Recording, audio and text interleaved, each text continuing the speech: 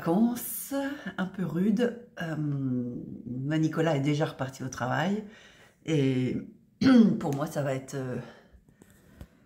course, défaire les valises, un tour du jardin. Et bon, en une semaine, le jardin a énormément changé. Les couleurs d'automne sont là et l'érable japonais, vous voyez, les feuilles sont par terre comme vous voyez. Voilà, donc ça va être... ce matin, j'ai rien à déjeuner, donc ça va être quelques noix. J'ai ramené une banane, des canaris. Et le plus dur va être de défaire les valises et remettre les habits d'hiver. Ça va être... ça pique un peu dehors, il y a du vent froid. Donc voilà, et puis on se retrouve au jardin un peu plus tard.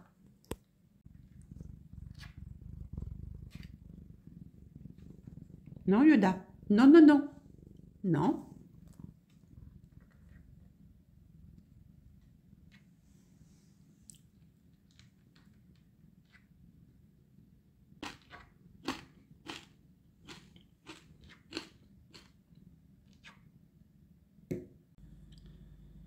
Juste avant de partir en vacances, j'ai récupéré des graines de fleurs du jardin que je vous avais montré dans un des derniers vlogs. Donc là, j'ai deux variétés de Rudbeckia. Rudbeckia le jaune avec le cœur marron, et j'en ai un autre chocolat orange, je crois. Voilà.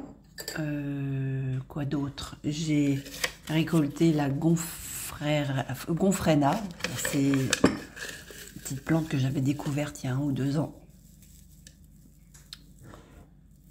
Voilà, je vais tenter de refaire des semis.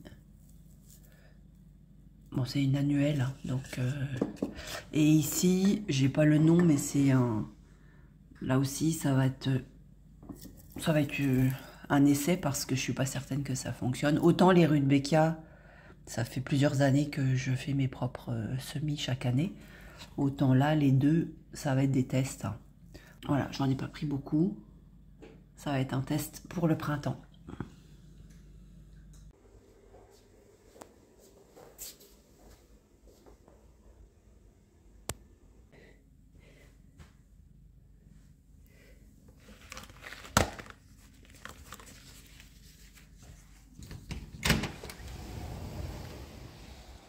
Dans un premier temps, je vais au compost, comme tous les jours, enfin, presque tous les jours. À partir du moment où je cuisine, j'ai pas mal de déchets de cuisine, et donc je les mets au compost. Donc c'est l'occasion de faire un petit tour dans le jardin. Vous allez voir, il n'y a pas grand chose qui a changé, mis à part les feuilles et les couleurs d'automne. Ah mon loulou, je te cherchais. On cherchait Titou qui dormait là au pied des graminées, mon nana. Bien, on va aller au compost.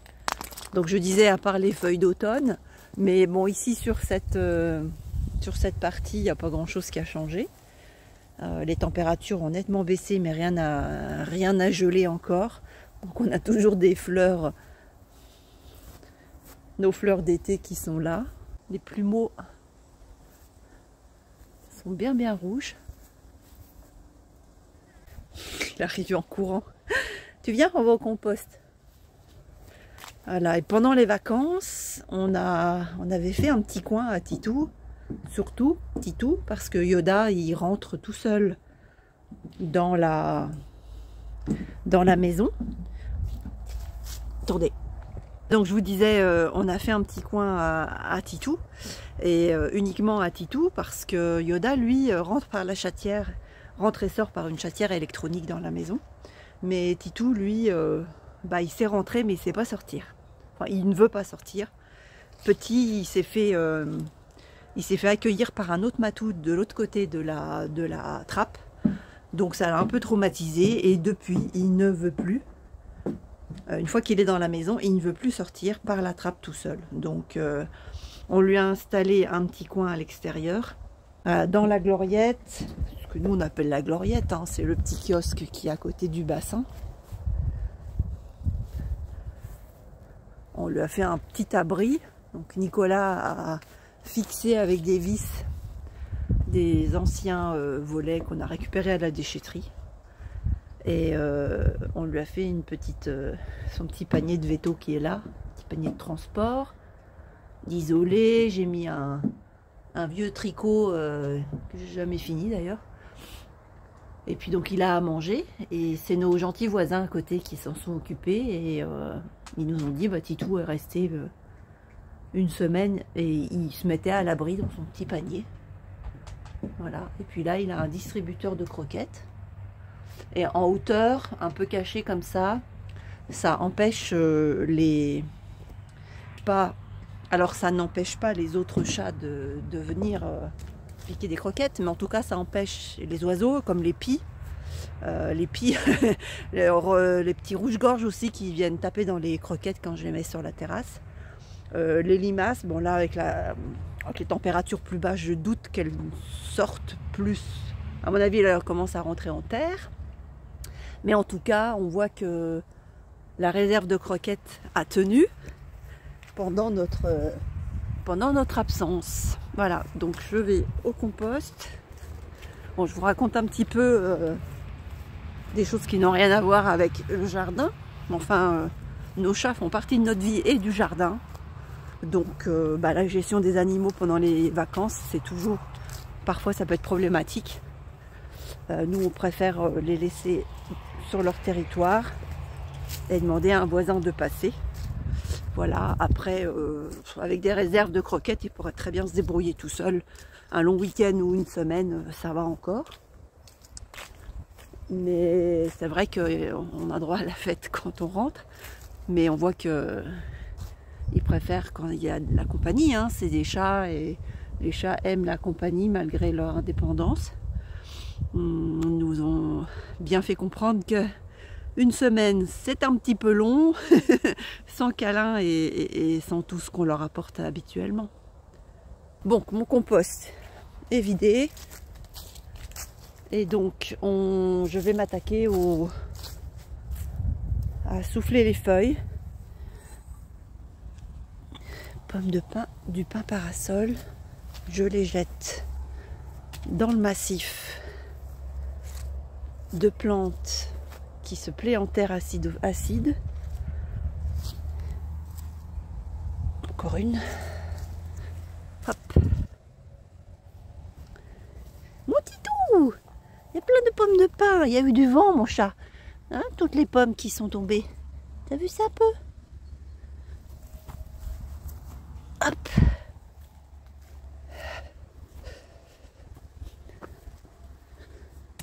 Hop, ça fait une sorte de paillage. C'est un peu grossier, mais ça fait quand même une sorte de paillage.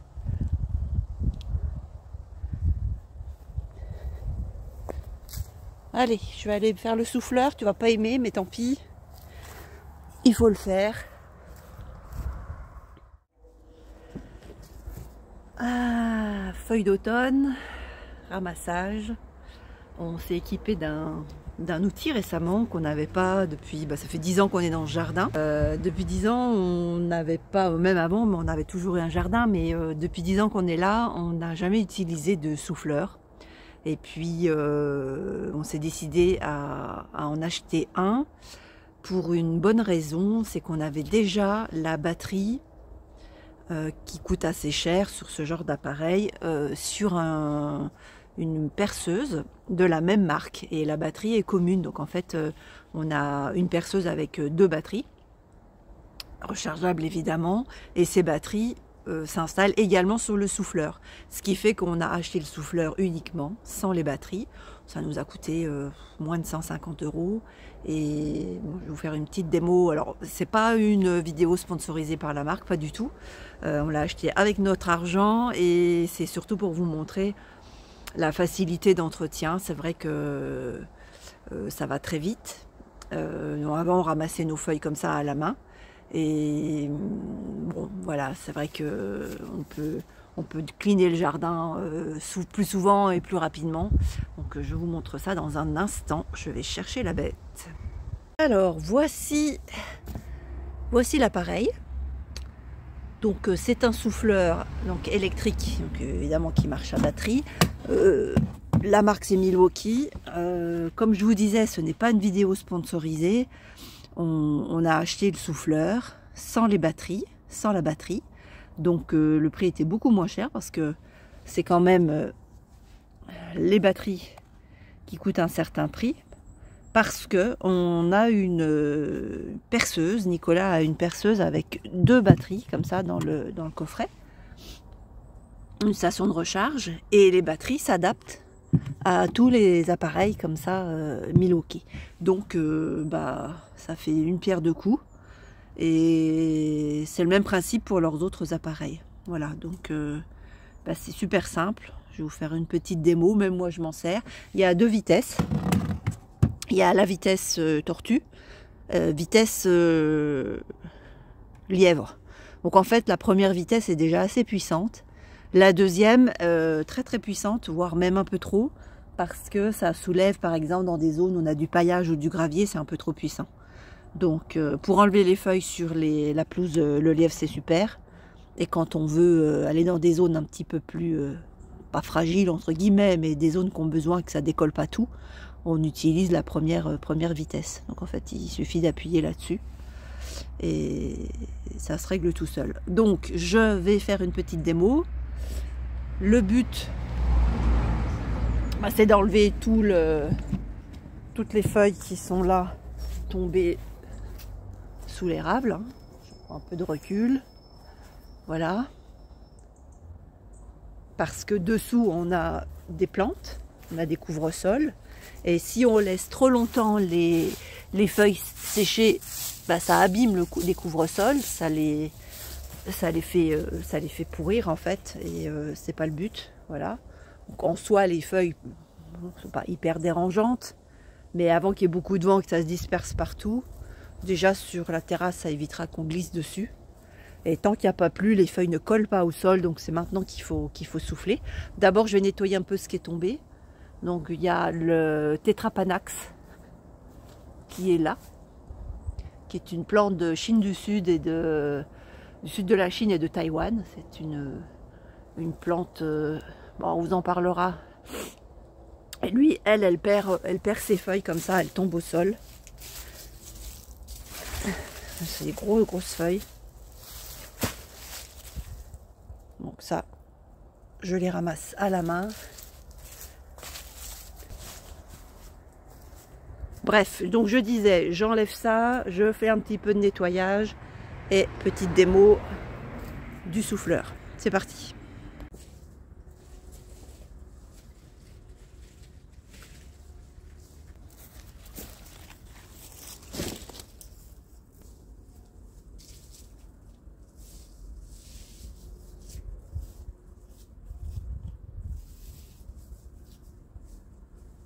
Loulou.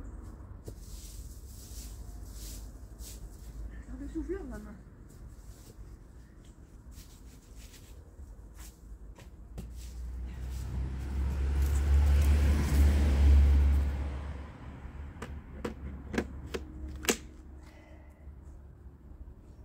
Tout, attention.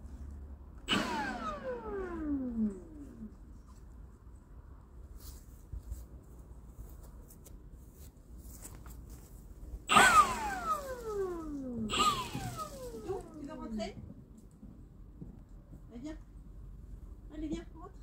Allez, Tito.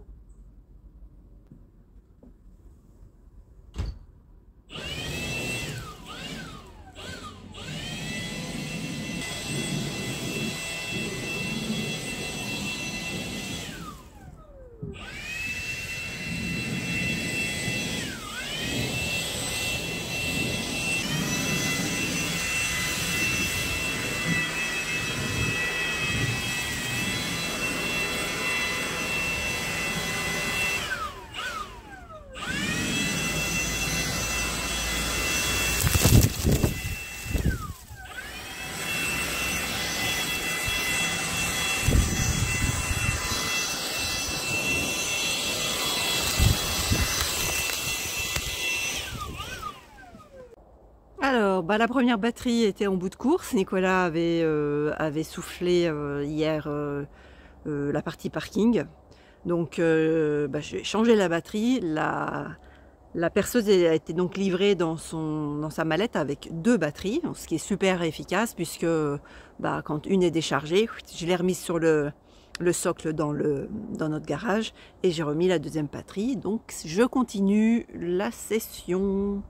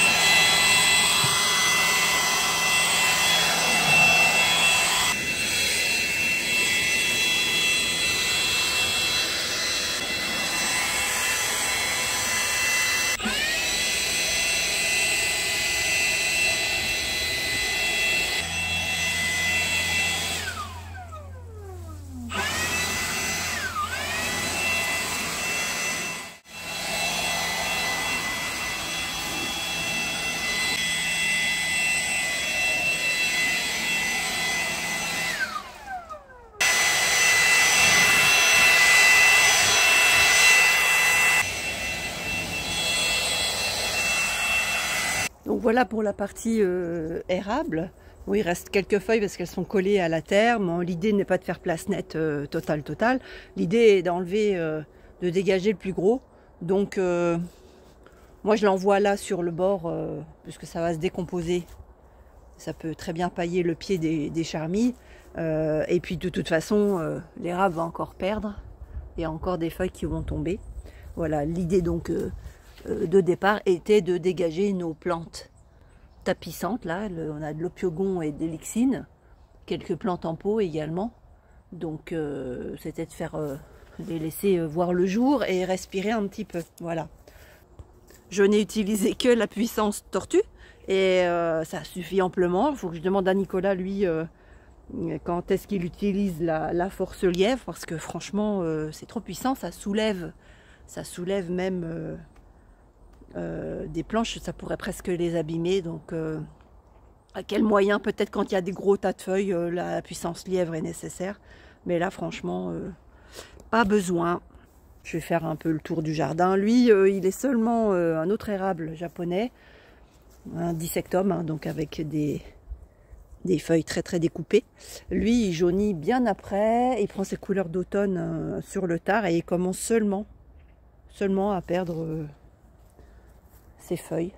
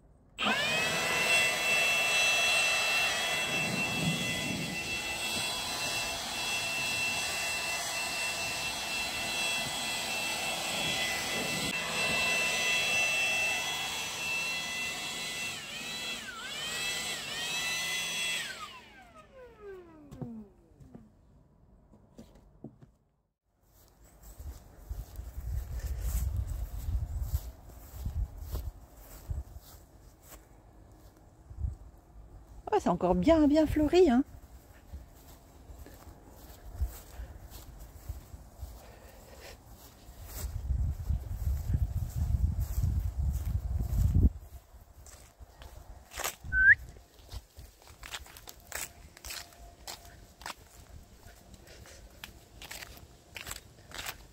Là par exemple, on voit que Nicolas a passé le souffleur, parce que ça fait un espèce de périmètre vert autour de la terrasse bois. Terrasse bois qui fera l'objet d'une prochaine vidéo.